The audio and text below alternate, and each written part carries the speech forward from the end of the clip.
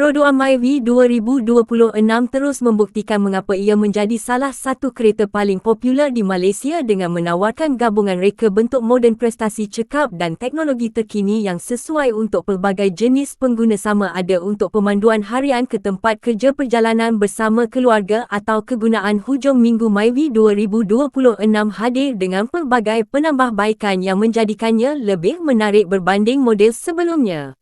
Dari segi reka bentuk luaran, peroduan Myvi 2026 tampil lebih sporty dan elegan. Bahagian hadapan dilengkapi lampu LED baharu yang lebih tajam bersama grill yang lebih besar dan moden. Reka bentuk bumper hadapan juga diperbaharui untuk memberikan penampilan yang lebih agresif. Garisan badan yang aerodinamik bukan sahaja meningkatkan penampilan tetapi juga membantu kecekapan. Bahan api rim alloy baharu melengkapkan imej moden yang menjadikan Myvi 2026 kelihatan lebih premium di atas jalan raya.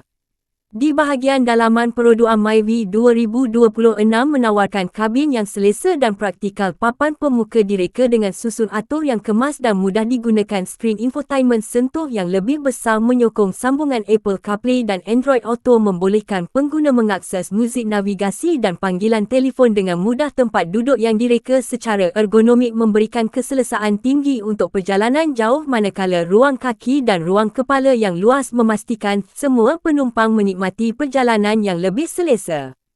Dari aspek prestasi, peroduan Myvi 2026 dijangka menggunakan enjin yang lebih cekap dan responsif. Enjin ini memberikan keseimbangan yang baik antara kuasa dan penjimatan. Bahan api transmisi automatik CVT yang dipertingkatkan membantu menghasilkan pemanduan yang lebih lancar serta penggunaan bahan api yang lebih rendah. Sistem suspensi yang ditambah baik pula memberikan keselesaan tambahan terutama ketika melalui jalan yang tidak rata atau perjalanan jauh di lebuh raya.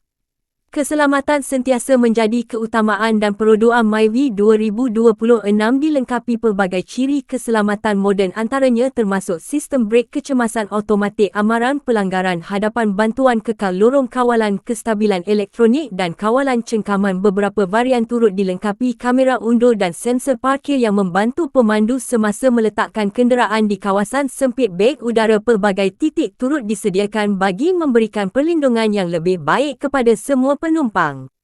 Selain itu, Myvi 2026 menawarkan pelbagai ciri kemudahan seperti kemasukan tanpa kunci, butang mula enjin, port USB, sistem penghawa dingin yang cekap dan ruang simpanan yang praktikal. Ruang bak belakang yang luas membolehkan pengguna membawa barangan harian atau bagasi dengan mudah, menjadikan kereta ini sangat sesuai untuk kegunaan keluarga dan individu.